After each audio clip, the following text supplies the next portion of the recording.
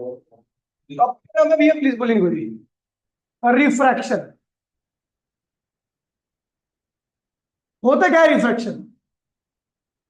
तो भैया जब लाइट आपकी एक मीडियम से दूसरे मीडियम में जाती है, जब लाइट एक मीडियम से दूसरे मीडियम में आती है तो इसी को हम क्या कहते हैं भैया? रिफ्रैक्शन। क्या कहते हैं इसे?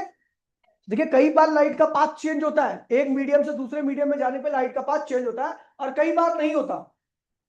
तो जहां पर नहीं होता तो आप ये नहीं बोलेंगे कि वहां पे रिफ्रैक्शन नहीं हुआ है। रिफ्रैक्शन जब भी कह देते हैं जब लाइट का मीडियम चेंज हुआ है, पाथ चेंज हो या ना हो इससे कोई फर्क नहीं पड़ता। तो ध्यान रखना रिफ्रैक्शन क्या है, सिंपल डेफिनेशन है रिफ्रैक्शन की क्या है? when light moves when light moves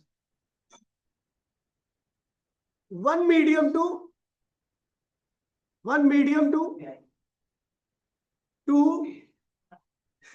another medium, जब आपकी लाइट एक मीडियम से दूसरे मीडियम में मूव करती है तो इस फिनोमिना को हम क्या कहते हैं भैया? Refraction of light. then this phenomena is known as then this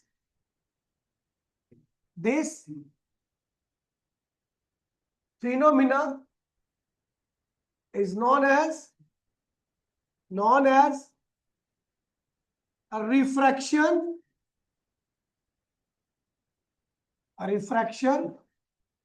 of light. कह रहा भैया जब लाइट आपकी एक मीडियम भाटी ओ भाटी आगे जा हाँ हाँ भैया भैया इधर बैठ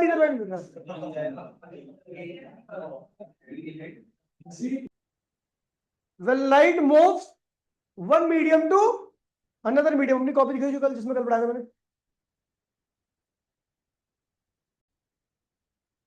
देखिए ड्यूरिंग रिफ्रैक्शन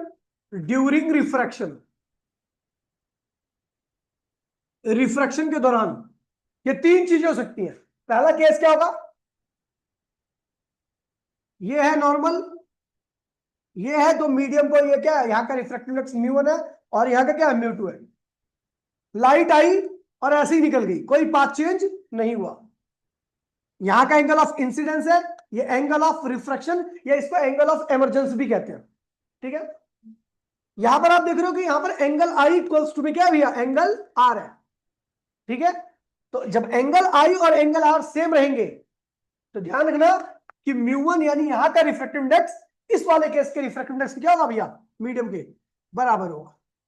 ठीक है, दूसरी चीज ये होती है रिफ्रैक्शन में क्या कि लाइट आती है, नॉर्मल है, यहां का रिफ्रैक्टिव इंडेक्स μ1 है, यहां का क्या है भैया? μ2। लाइट आई ऐसे और वो इस तरीके से निकल गई, ये एंगल आई है और ये एंगल आर है। ठीक है, अब यहां पे आपको साफ साफ दिख रहा है कि एंगल आई जो है वो एंगल आर से क्या है? बड़ा है। यानी लाइट क्या आ रही है? रेयर से डेंसर में जा रही है। लाइट क्या आ रही है? रेयर से डेंसर में जा रही है, यानी μ1 जो है वो μ2 से क्या है भैया? छोटा है। जहां का एंगल छोटा होगा, यहां का एंगल छोटा है ना, तो वहां का रिफ्रैक्टिव इंडेक्स क्या होगा? बड़ा होगा। ठीक है, एक और पॉसिबिलिटी है तीसरे केस में,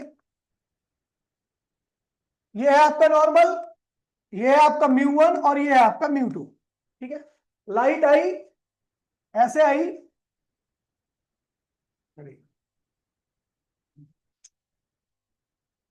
ऐसे आई और ऐसे निकल गई, ये एंगल आई है और ये एंगल आर है। तो आपको दिख रहा होगा यहाँ का, यहाँ पे एंगल आई क्या है? एंगल आर से छोटा है। ठीक है, एंगल ऑफ रिफ्रैक्शन क्या है? बड़ा है, और एंगल ऑफ इंसिडेंस क्या है? छोटा है। तो इसका मतलब लाइट कहां जा रही है? डेंसर से रेयरर की तरफ। ठीक है भैया, यानी लाइट जहां गई है वो रेयरर है, तो भैया पहले वाले मीडियम का रिफ्रैक्टिव इंडेक्स क्या होगा? ज्यादा होगा। डेंसर का क्या होता है? ज्यादा होता है, रेयरर का क्या होता है? कम होता है। ठीक है भैया, ये तीन पॉसिबिलिटी हो सकती है और ये तीनों ही रिफ्रैक्शन कहलाते हैं। रिफ्रैक्शन का मीनिंग है लाइट का मीडियम चेंज हो जाना। अगर लाइट का मीडियम चेंज हो रहा है तो रिफ्रैक्शन होगा, चाहे इन तीनों में से कोई सा भी एक केस हो। लाइट का मीडियम नहीं चेंज हो रहा तो वहां पे रिफ्रैक्शन नहीं हो रहा। समझ गए? तो इन तीनों केस में लाइट का मीडियम चेंज हुआ है। ठीक है, यानी ये तीनों ही केस किसके हैं? रिफ्रैक्शन के। ठीक है, अब रिफ्रैक्शन पढ़ते वक्त आपको सबसे पहले पता होना चाहिए रिफ्रैक्टिव इंडेक्स के बारे में, है क्या रिफ्रैक्टिव इंडेक्स। ठीक है, चलो देखते हैं। रिफ्रैक्टिव इंडेक्स, म्यू से लिखते हैं इसको। ठीक है, क्या है ये रिफ्रैक्टिव इंडेक्स, है क्या ये? तो भैया बता दूं आपको, रिफ्रैक्टिव इंडेक्स मीडियम के बारे में बताता है। अगर रिफ्रैक्टिव इंडेक्स की वैल्यू ज्यादा होगी तो गिवन मीडियम ऑप्टिकली डेंसर होगा। क्या होगा? ऑप्टिकली डेंसर का मतलब होता है वहां पे लाइट की स्पीड कम होगी, वहां पे लाइट की वेवलेंथ कम होगी, और वहां पे जो नॉर्मल के साथ एंगल है वो भी क्या होगा? कम ही होगा। और अगर किसी भी मीडियम के लिए रिफ्रैक्टिव इंडेक्स की वैल्यू कम होती है तो वहां पर लाइट की स्पीड ज्यादा, वेवलेंथ ज्यादा, और एंगल विद नॉर्मल वो भी ज्यादा हो। फ्रीक्वेंसी मीडियम पे डिपेंड नहीं करती, हर मीडियम में फ्रीक्वेंसी क्या रहेगी? सेम ही रहने वाली है। तो बात करते हो रिफ्रैक्टिव इंडेक्स, तो it is the parameter, it is the parameter meter which indicates the nature of medium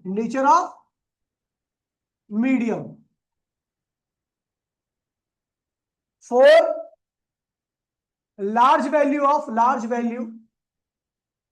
of mu। medium is क्या होगा?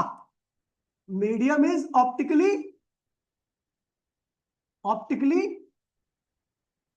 डेंसर। ऑप्टिकली मतलब होता है लाइट, लाइट के लिए वो मीडियम कैसा है? डेंसर है। और for small value of mu, mu की स्मॉल वैल्यू के लिए मीडियम क्या होगा? Medium is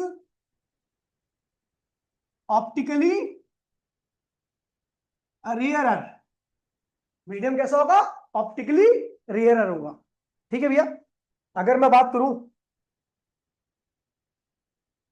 optically denser medium की, ऑप्टिकली डेंसर मीडियम, तो बोलूं भैया यहां पे लाइट की जो स्पीड होती है, स्पीड क्या होगी ऑप्टिकली डेंसर मीडियम में? Speed of light, speed of light small, कम होगी। ठीक है, दूसरा बोलिए भाई प्लीज। दूसरा wavelength of light, wavelength, light की वेवलेंथ, जानते हो ना वेवलेंथ क्या होता है? ये वेव है, यहां से यहां तक की बीच की दूरी को हम क्या कहते हैं भैया? वेवलेंथ कहते हैं। क्या कहते हैं? वेवलेंथ कहते हैं। तो अगर ये रेडियल मीडियम में जाएगी ना वेव, तो आप देखोगे इसकी वैल्यू ज्यादा होगी, और डेंसर मीडियम पे जाने पे इसकी वैल्यू क्या होती है? कम हो जाती है, मतलब वेव ऐसे चलने लगती है। समझ गए? तो ये रिड्यूस कर जाता है। तो हम ऑप्टिकली डेंसर मीडियम की बात कर रहे हैं, तो यहां पर क्या होगा? वेवलेंथ क्या होगी? Wavelength is small. और तीसरा angle with normal, angle with normal, ये भी क्या होगा? स्मॉल होगा। तो ऑप्टिकली डेंसर मीडियम में सारी चीजें छोटी होंगी। ठीक है भैया, optically rarer medium, optically rarer medium में सारी चीजें क्या होंगी? पहले speed of light, speed of light क्या होगी? लार्ज। दूसरा वेवलेंथ भी क्या होगी भैया? Wavelength is large. और तीसरा angle with normal, angle with normal, ये भी क्या होगा? Is large. ये सब चीजें क्या होंगी? लार्ज होंगी, बट फ्रीक्वेंसी रिमेन कांस्टेंट। कोई सा भी मीडियम में कोई फर्क नहीं पड़ता, लाइट चाहिए एक मीडियम से दूसरे मीडियम में जाए, रियर से डेंसर जाए, डेंसर से रियर जाए, उसकी फ्रीक्वेंसी के ऊपर कोई फर्क पड़ने वाला। फ्रीक्वेंसी का मीनिंग समझते हो? फ्रीक्वेंसी का मीनिंग होता है एक सेकंड में कितनी साइकिल हो रही है। मान लीजिए डेंसर मीडियम में एक वेव ने एक साइकिल की है, डेंसर मीडियम में ये एक साइकिल है, तो रेयर मीडियम में भी क्या होगा? एक ही साइकिल होगा। तो number of cycle in 1 second is known as frequency. जो साइकिल होती है एक सेकंड में उसी को हम फ्रीक्वेंसी कहते हैं, और ये नंबर ऑफ साइकिल कभी चेंज नहीं होती चाहे किसी मीडियम में जाए। और चाहे कहीं तक जाए कोई फर्क पड़ने वाला नहीं है, नंबर ऑफ साइकिल हमेशा क्या होगी, सेम ही रहेगी 1 सेकंड में। समझ गया? आगे बढ़ते भैया। लार्ज फ्रीक्वेंसी क्या रहेगी, फ्रीक्वेंसी क्या रहती है, कांस्टेंट। चाहे चाहे कोई भी मीडियम हो, कोई भी मीडियम हो भैया, फ्रीक्वेंसी हमेशा क्या रहती है, कांस्टेंट रहती है। ठीक है, फिर उसके बाद मैं आया था, पता लग गया। अब इसको डिफाइन करते हैं, ठीक है, रिफ्रैक्टिव इंडेक्स को define, definition of refractive index, definition of refractive index. अच्छा एक बात बताओ, जो लाइट की स्पीड है वो किस पे डिपेंड करती है, लाइट की फ्रीक्वेंसी पे या वेवलेंथ पे? वेवलेंथ पे डिपेंड करी भैया, फ्रीक्वेंसी तो और मीडियम में सेम रहती है। जो चीज सेम रहता है इसका मतलब उस पर कोई चीज डिपेंड ही नहीं करी। तो जो स्पीड है वो किस पे डिपेंड करेगी? मैं एग्जांपल दे रहा हूं, पता क्या होता है, जब डांसर मीडियम में चलते हैं ना, जैसे मैं स्टेप्स ले रहा हूँ, ठीक है, आगे बढ़ने के लिए स्टेप्स ले रहा हूँ, तो मैं जब डांसर मीडियम में चलूंगा, मैं लाइट हूं मान लो, तो मेरे एक स्टेप की लंबाई क्या होती है, वेवलेंथ है, क्या है। जब मैं डांसर मीडियम में चलूंगा तो मेरे स्टेप की लंबाई क्या होगी, कम हो जाएगी, लेकिन नंबर ऑफ स्टेप क्या होंगे, फिरेंगे। मान लीजिए डांसर मीडियम में मेरे एक स्टेप की लंबाई क्या है, 1 मीटर है, क्या है, और मैं 1 सेकंड में नंबर ऑफ स्टेप कितना चल रहा हूं, 10, तो मेरी फ्रीक्वेंसी क्या है और मेरी वेवलेंथ क्या है, 1 मीटर। तो अगर गुणा करोगे वेवलेंथ इंटू में फ्रीक्वेंसी क्या होता है, वेव की स्पीड होता है, पता नहीं पता, तो यहां पे गुणा करो कितना आ रहा है, 10 मीटर। और अगर मैं रेयर मीडियम में चलने लगा, कहां चलने लगा, तो मेरे स्टेप की लंबाई अब बढ़ जाएगी, यानी वेवलेंथ क्या होगी, बढ़ जाएगी और हो जाएगी 2 मीटर। तो नंबर ऑफ स्टेप तो अभी भी 10 होंगे ना, तो 10 गुणे 2 क्या होगा, 20 मीटर। पहले मैं क्या चल रहा था, 10 मीटर, अब मैं क्या चल रहा हूं, उतने टाइम में 20 मीटर चलो, यानी हमारी मेरी स्टेप्स पे मेरी स्टेप की लंबाई पे डिपेंड कर रहा है, मतलब वेव की लेंथ पे डिपेंड करती है किसकी स्पीड, लाइट की स्पीड। ठीक है भैया, तो ध्यान रखो कि बाय ऑब्जर्वेशन देखा गया है, ऑब्जर्वेशन जो स्पीड ऑफ लाइट है वो किस पे डिपेंड करती है, वेवलेंथ पे। किस पे डिपेंड करती है, तो स्पीड ऑफ लाइट या प्रोपोर्शनलिटी साइन डालने के लिए हम कांस्टेंट का इस्तेमाल करें, और यहां पर कांस्टेंट क्या है, फ्रीक्वेंसी क्या है, तो ये हो जाएगा आपका लाइट की स्पीड का फॉर्मूला। खैर ये फॉर्मूला आप यहां से भी यूज कर सकते हो, कि आपको पता भी है स्पीड क्या होता है, स्पीड क्या होता है, डिस्टेंस अपॉन में टाइम होता है। तो एक वेव है, ये कितनी वेव है, एक वेव है, यहां से यहां तक का टाइम क्या होता है, और यहां से यहां तक की दूरी क्या होती है, लैम्डा। क्या होती है, एक वेव की लेंथ को, एक वेव के द्वारा ट्रेवल की गई दूरी को हम क्या कहते हैं भैया, वेव लेंथ कहते हैं। क्या कहते हैं, सारी वैल्यू को रखो, स्पीड किसकी निकाल रहे हैं हम, लाइट की स्पीड निकाल रहे हैं, तो हम स्पीड की यहां पे क्या लिखेंगे, सी, डिस्टेंस कितना ट्रेवल किया उसने, लैम्डा, टाइम कितना है, टी, तो लैम्डा 1/मीटी, 1/मीटी क्या होता है भैया, तो यहां से भी ये फॉर्मूला निकल सकता है आपका। ठीक है भैया, फॉर्मूला तो refractive index of medium, refractive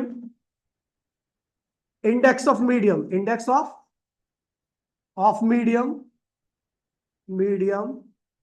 is defined as the ratio of, defined as the ratio of speed of light in, speed of light in क्या, speed of light in first medium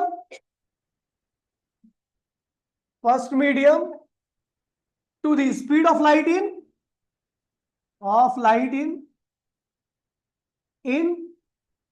second medium. कह रहा है ये जो refractive index होता है ना, वो रेशियो होता है किसका, speed of light in first medium और speed of light in second medium. तो भैया इसको हम लिखेंगे म्यू इक्वल्स टू में speed of light in first medium upon में speed of light in C1 किसके बराबर होगा, नैतिक, C1, C क्या है, C क्या है, स्पीड ऑफ लाइट है, स्पीड ऑफ लाइट का फॉर्मूला क्या होता है, फ्रीक्वेंसी इंटू में वेवलेंथ, सुअर ही है, मतलब सुअर रहेगा। C1 क्या होगा, F इंटू में λ1 एफ सेम ही रहेगा भैया, कोई फर्क नहीं पड़ने वाला। एफ लैम्डा 2, ये ध्यान रखना, ये जब भी वैलिड है जब आप लाइट को नहीं चेंज कर रहे। अगर लाइट आप चेंज कर दोगे तो मामला क्या होगा, चेंज जाएगा। आप उसी लाइट को अलग अलग मीडियम में लेके जा रहे हो तो आप तभी ये वैलिड है, ठीक है। तो फ्रीक्वेंसी से फ्रीक्वेंसी क्या होगा, कैंसिल हो गया। तो रिफ्रैक्टिव इंडेक्स का फॉर्मूला क्या आ गया, लैम्डा 1 अपॉन में लैम्डा 2। तो एक फॉर्मूला ये आ गया, एक फॉर्मूला हमारा ये था, ये रहा, ये रहा, C1 अपॉन में C2, ठीक है। अब टाइप्स ऑफ रिफ्रैक्टिव इंडेक्स की बात कर रहा हूं। Type of refractive index, type of refractive index. Refractive index के टाइप कितने होते हैं, तो अपने पास दो टाइप के हैं। कौन कौन से हैं, रिलेटिव और एब्सोल्यूट। रिलेटिव रिफ्रैक्टिव इंडेक्स और एब्सोल्यूट रिफ्रैक्टिव इंडेक्स। चलो हम बात करते हैं रिलेटिव की। Relative refractive index, relative refractive index, इसकी बात कर रहा हूं मैं। ये होता क्या है, देखिए ये समझ लोगे कुछ भी नहीं है, अभी तक जो पढ़ा है ना उसमें कुछ भी नहीं आना, जो आएगा इसके बाद से टॉपिक आना चालू हो जाएगा, लेकिन इसके बगैर वो हो नहीं सकता, इसलिए ध्यान रखना। अगर मान लीजिए पहले मीडियम का रिफ्रैक्टिव इंडेक्स क्या है, μ1 है, और लाइट जहां जा रही है वहां का रिफ्रैक्टिव इंडेक्स क्या है, μ2 है। तो इसको हम लिखते हैं, लाइट कहां से कहां पे आ रही है, लाइट कहां से कहां पे आ रही है, एक से लेके दो में जा रही है। कहां जा रही है, एक से दो में जा रही है, तो इसको लिखेंगे μ1 2, इसे क्या पढ़ेंगे, μ1 2, इसको लिखते हैं μ2 अपॉन में μ1। और इसको अगर मैं पढ़ने की टर्म में बोलूं तो इसे पढ़ेंगे refractive index of, refractive index of, कहां जा रही है, सेकंड में, कहां से जा रही है, तो हम बोलेंगे refractive index of second medium with respect to first medium. जब भी ये बोला जाएगा ना refractive index of second medium with respect to first medium, तो उसको इस तरीके से लिखा जाता है, उसको इस तरीके, इसका मतलब होता है कि लाइट पहले मीडियम से कहां जा रही है, दूसरे मीडियम में। लाइट 3 से कहां जा रही है, 4 में जा रही है, यानी 3 से कहां जा रही है, लाइट 4 में आ रही है। तो इसे क्या लिखूं, μ3 से लेके 4, और ये क्या आएगा, μ4 अपॉन में μ3। और इसको अगर मेरे को लिखना है तो क्या लिखूं, इसको अगर मुझे लिखना है तो क्या लिखूं मैं, प्रशांत,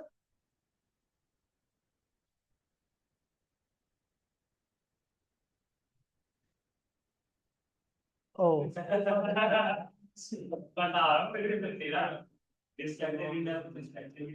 refractive index of fourth medium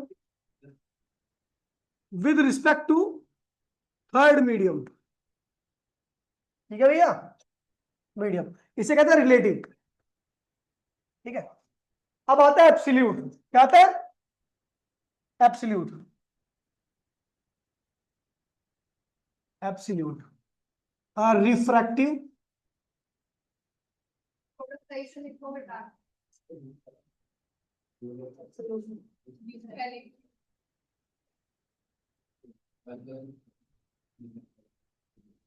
absolute refractive index, ठीक है भैया।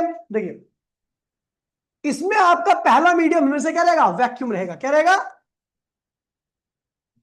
पहले मीडियम का रिफ्रैक्टिव इंडेक्स हमेशा क्या रहेगा, 1, यानी पहला मीडियम क्या रहेगा, वैक्यूम या एयर। वैक्यूम और एयर दोनों का रिफ्रैक्टिव इंडेक्स क्या होता है, 1 होता है, ठीक है। अब लाइट यहां पे आ रही है दूसरे मीडियम में, या दूसरा मीडियम कुछ भी हो सकता है, एनीथिंग, एनीथिंग एक्सेप्ट एयर और वैक्यूम, ठीक है, इनके अलावा कुछ भी हो सकता है यहां पर, ठीक है। तो इसे पढ़ेंगे भैया सीधा μ2, क्या पढ़ेंगे इसे, लाइट वैक्यूम से कहां आ रही है, वैक्यूम से, यानी दोनों एयर या वी भी लगा सकते हो, से 2 में आ रही है, इसे लिखेंगे μ2 अपॉन में म्यू 1। अगर मैं म्यू 2 को लिखूं तो म्यू 2 रहेगा, म्यू 1 क्या रहेगा 1, तो इसे क्या रहेगा म्यू 2। इसे कहते हैं एब्सोल्यूट रिफ्रैक्टिव इंडेक्स। क्या कहते हैं इसे? एब्सोल्यूट। इसका दूसरा एग्जांपल होगा,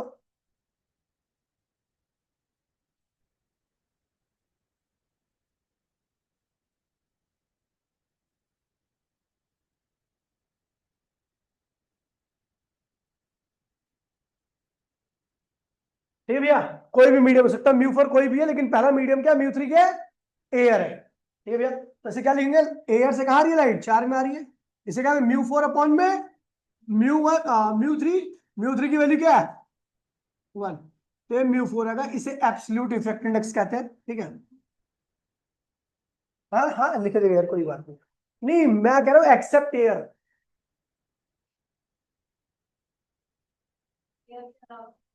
नहीं तो वो रिलेटिव बन जाएगा फिर पहले वाला। एयर के अलावा अगर एब्सोल्यूट आप बात कर रहे हो तो एब्सोल्यूट में पहला मीडियम क्या होना चाहिए? एयर ही होनी चाहिए, जहां से आ रही है लाइट। समझ गए? मतलब समझा नहीं? अरे जहां से लाइट आ रही है ना, वो मीडियम होना चाहिए वैक्यूम या एयर, बस। और जहां जा रही हो कुछ भी हो, कोई फर्क नहीं पड़ता इससे, बस वो नहीं होनी चाहिए, एयर और वैक्यूम नहीं होनी चाहिए। ठीक है, अब देखिए भैया सुन लीजिए, जब मैं भाई प्लीज, जब मैं डायमंड के रिफ्रैक्टिव इंडेक्स की बात करता हूं तो आपने सुना होगा डायमंड का रिफ्रैक्टिव इंडेक्स होता है 1.5। क्या होता है? 1.5। ये एब्सोल्यूट होता है। क्या होता है? यानी वैक्यूम के रिस्पेक्ट में बात की गई है। डायमंड का रिफ्रैक्ट, देखिए एब्सोल्यूट नाम से ही पता लग रहा है कि एब्सोल्यूट कभी चेंज नहीं होता। एब्सोल्यूट कभी भी, डायमंड का एब्सोल्यूट रिफ्रैक्टिव इंडेक्स या किसी भी चीज का एब्सोल्यूट रिफ्रैक्टिव इंडेक्स कभी चेंज नहीं होगा। लेकिन अगर मैं डायमंड को ही अलग अलग मीडियम में ले जाऊं, एयर के अलावा किसी और मीडियम में ले जाऊं, तो वहां पर उसका रिफ्रैक्टिव इंडेक्स क्या होगा? चेंज होता रहेगा, क्योंकि रिलेटिव बन जाएगा। रिलेटिव की चीजें देखें, ठीक है, तो देखिए अगर मैं बात करूं रिलेटिव की ना, तो रिलेटिव में आप देख रहे हो कि यहां पर नीचे वाला, अगर देखिए मान लीजिए डायमंड है, ये क्या है? ये डायमंड है मान लीजिए भाई प्लीज, और डायमंड का रिफ्रैक्टिव इंडेक्स क्या था? 1.5 होता है। अगर आप वाटर में ले गए तो पहला मीडियम क्या होगा? वाटर। दूसरा मीडियम क्या होगा? डायमंड। तो वाटर ये क्या बन जाएगा? वाटर। देखिए दूसरा मीडियम तो डायमंड ही रहेगा। अगर आप वाटर में ले जाओ, अगर आप वाटर में ले जाओ तो ये होगा 1.33। तो 1.5 डिवाइड बाय 1.3, तो ये डायमंड का रिलेटिव रिफ्रैक्टिव इंडेक्स होगा वाटर के रिस्पेक्ट में। इसकी वैल्यू कुछ और आएगी।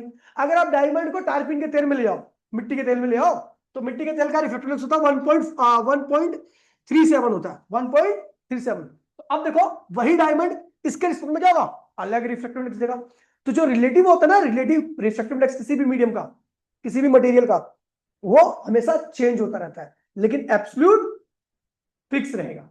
एब्सोल्यूट वैल्यू कभी चेंज नहीं होगी। तो ध्यान रखना कि मैं लिखवा दे रहा हूं मैं आपको, एब्सोल्यूट रिफ्रैक्टिव इंडेक्स क्या रहता है? Constant, but relative refractive index क्या होगा? वेरिएबल रहता है। ठीक है भैया, अलग अलग मीडियम में आप डायमंड को ले जाओ, उसका जो रिलेटिव आएगा वो क्या होगा? बदलता रहेगा। समझ गए भैया? चल अब भैया यहां से अब वो स्टार्ट होने जा रहा है जो टॉपिक आपके एग्जाम में आएगा। और ये ध्यान रखना, पूरे रे ऑप्टिक्स का सबसे मेन टॉपिक है, इसके बगैर आपकी रे ऑप्टिक्स नहीं हो सकती। स्नेल्स लॉ सुना है आपने? स्नेल्स लॉ, ठीक है, वही है आपका लॉ ऑफ रिफ्रैक्शन। ठीक है भैया, तो हम बात करने आ रहे हैं भैया लॉ ऑफ रिफ्रैक्शन की। लॉ ऑफ रिफ्रैक्शन क्या है? ये तो सुन लीजिए,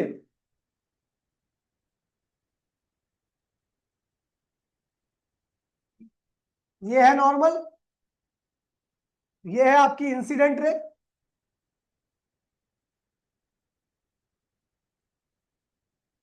और ये है आपकी रिफ्रैक्टेड और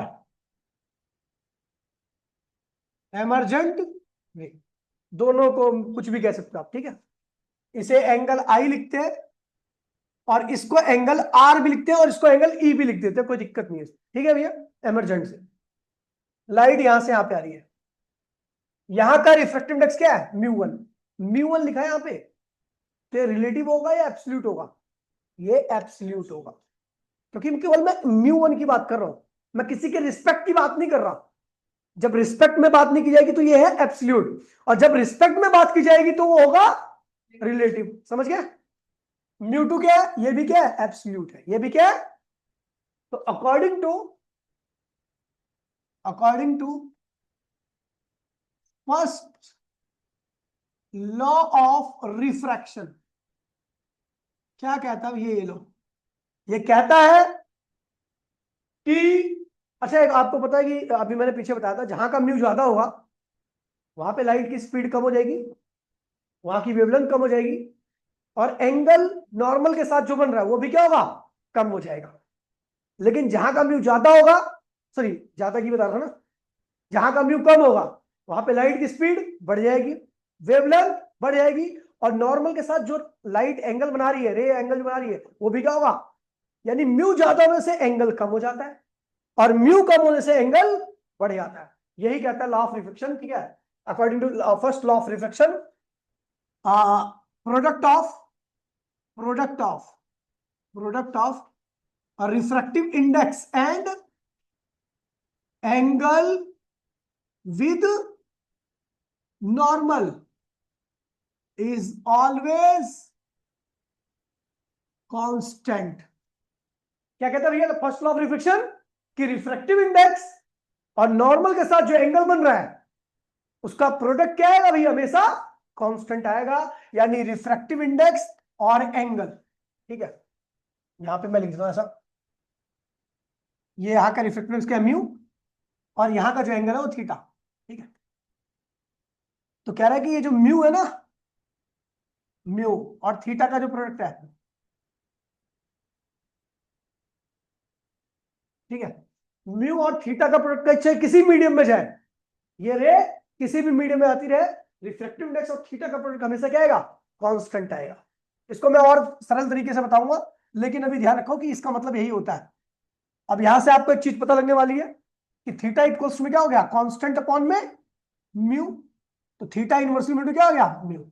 यानी अगर मैं बात करूं, जिस मीडियम का म्यू ज्यादा होगा यानी डेंसर मीडियम होगा, वहां पे एंगल विद नॉर्मल क्या होगा, कम होगा, और जिस मीडियम का म्यू कम होगा तो वहां पे एंगल विद नॉर्मल क्या होगा, ज्यादा होगा। ठीक है, म्यू ज्यादा कहां के लिए होता है, डेंसर के लिए, तो वहां पे एंगल क्या बनता है, कम, और म्यू कम कहां पे होता है, रेयर के लिए, वहां का एंगल क्या होता है, ज्यादा। समझ गए? चलो भैया, और इसको दूसरी वे में लिखते हैं, और ये है आपका आई आई, ये है आपका आर, लाइट इस तरीके से आ रही है, यहाँ का रिफ्रैक्टिव इंडेक्स क्या है, एब्सोल्यूट रिफ्रैक्टिव इंडेक्स क्या है, म्यू1 है, और यहाँ का एब्सोल्यूट रिफ्रैक्टिव इंडेक्स क्या है भैया, म्यू2 है। ठीक है भैया, तो according to law of refraction, या तो आप ये लिखो या आप लिखो कि according to law of refraction, म्यू1 आई, म्यू1 आई बराबर में म्यू2 आर। लेकिन आपने साइन लगा भी देखा होगा कि साइन लगता है, लेकिन मैं साइन नहीं लगा रहा। ठीक है, क्योंकि मेन फॉर्मूला यही होता है, मेन फॉर्मूला यही है। साइन अभी मैं कंडीशन लेकर के लगाऊंगा। ठीक है भैया, और वहां पे जो साइन लगा भी हुआ है ना, तो कंडीशन लेकर के ही लगा हुआ है, बाकी मेन फॉर्मूला क्या है, यही है। लॉ ऑफ रिफ्लेक्शन क्या कहता है भैया, कि यहाँ का रिफ्लेक्टिव इंडेक्स और यहाँ का एंगल विद नॉर्मल, और यहाँ का रिफ्लेक्टिव इंडेक्स और यहाँ का एंगल विद नॉर्मल का प्रोडक्ट हमेशा क्या आएगा, सेम आने वाला है। क्या आने वाला है, वही तो मैंने ऊपर भी बोला है कि रिफ्लेक्टिव इंडेक्स और एंगल का प्रोडक्ट क्या आएगा, हमेशा कांस्टेंट है। समझ गए? चलो, अब मैंने क्या कह दिया, if angle is small, if I and R are small angle, क्या है ये, छोटे एंगल है, तो आई को मैं क्या लिख दूंगा, साइन आई, और आर को मैं क्या लिख दूंगा, साइन आर। छोटे एंगल के साथ आप साइन लगा सकते हो, हटा सकते हो, टेन लगा सकते हो, टेन लगा सकते हो, हटा भी सकते हो, एज पर रिक्वायरमेंट मैंने आपको बता रखा है। ठीक है भैया, तो देन यही लॉ क्या हो जाएगा, म्यू1 साइन आई, और ये क्या होगा, म्यू2 साइन आर। सबसे मेन है ये पूरे के पूरे रिफ्रैक्शन में, मतलब जो भी आप पढ़ोगे ऑप्टिक्स, उसमें सबसे मेन टॉपिक यही रहेगा। हर जगह पे यूज होने वाला है, हर एक टॉपिक में यूज होगा। जितने भी टॉपिक आप पढ़ोगे, कम से कम 20 टॉपिक पढ़ोगे इसके बाद से आप देखो 20 के 20 टॉपिक में ये इसके बगैर हो ही नहीं सकते, वो सारे पॉसिबिलिटी नहीं है इसके बगैर उनको लाने के लिए। ठीक है भैया, तो बहुत इंपॉर्टेंट फॉर्मूला है, और यहां से हम इसको लिखते हैं,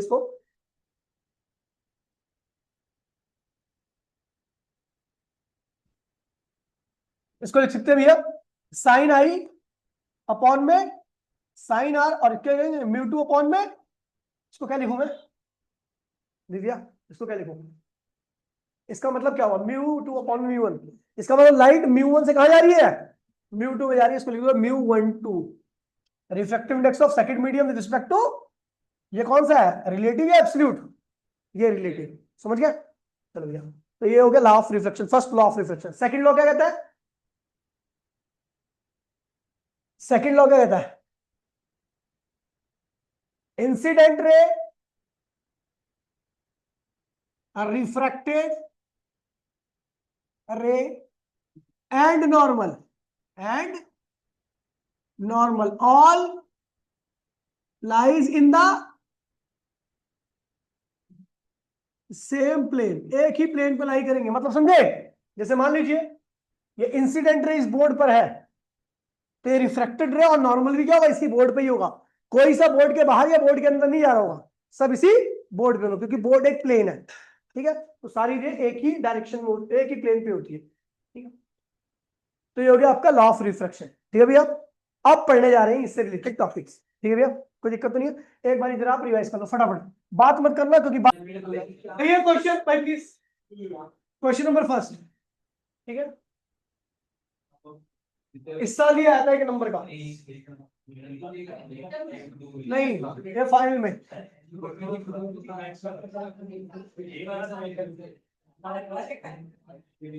30 डिग्री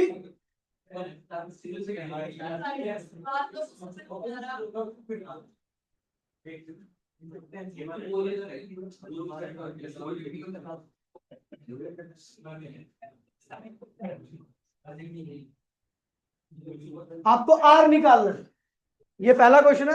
ऐसे ही एनसीईआरटी में सेम क्वेश्चन है, एनसीईआरटी में सेम क्वेश्चन है आपका कि लाइट आ रही है, 3 केस रखे, एयर से वाटर के अंदर आ रही है लाइट, ठीक है, और यहां का एंगल है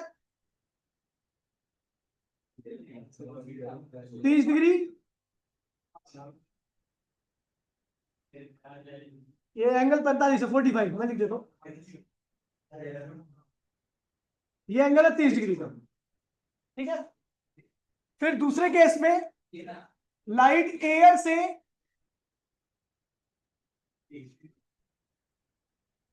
ग्लास में आ रही है, यहां का एंगल है 45 डिग्री, और यहां का है 15 डिग्री। ठीक है, तो बताइए तीसरे केस में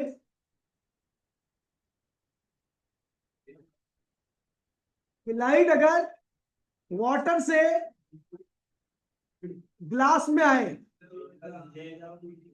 वाटर से कहां आ रही है, ग्लास में आ रही है, तो आपको म्यू डब्ल्यू जी बताना है। ये क्या होगा? क्वेश्चन दोनों लिखो भाई, क्वेश्चन को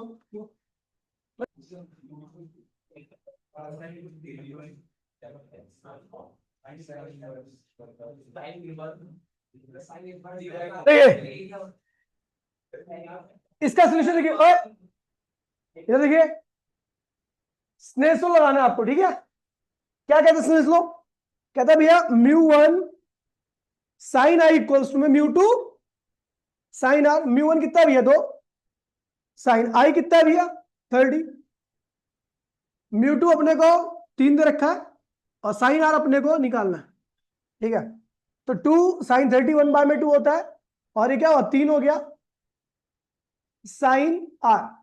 तो भैया इसे सॉल्व करोगे तो ये 2 से 2 कैंसिल हो गया, साइन आर कितना हो गया 1/3, तो आर क्या हो गया साइन इनवर्स 1/3 आ गया पहले का आंसर। ठीक है, कुछ भी नहीं है इसमें। अब देखिए ये कैसे करेंगे, ठीक है। इसमें देखिए स्नेल्स लॉ लगाते हैं, refractive index of air sign angle of 45, बोला हाँ 45, रिफ्रैक्टिव इंडेक्स ऑफ वाटर और साइन एंगल ऑफ 30। तो ये क्या हुआ, एयर का क्या होता है 1 होता है, 45 का होता है 1/√2,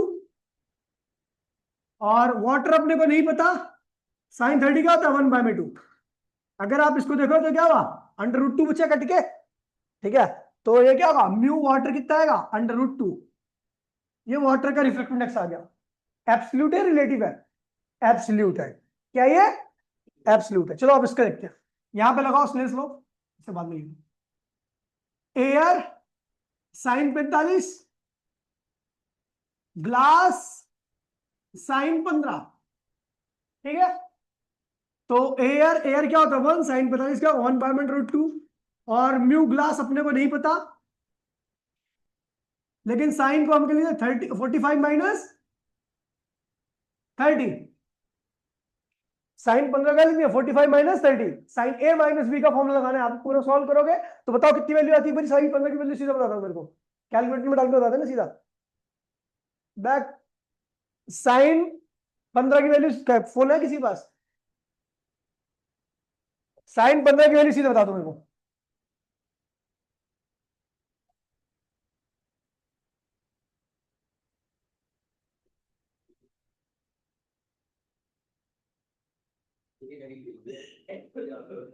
हाँ? ये ग्लास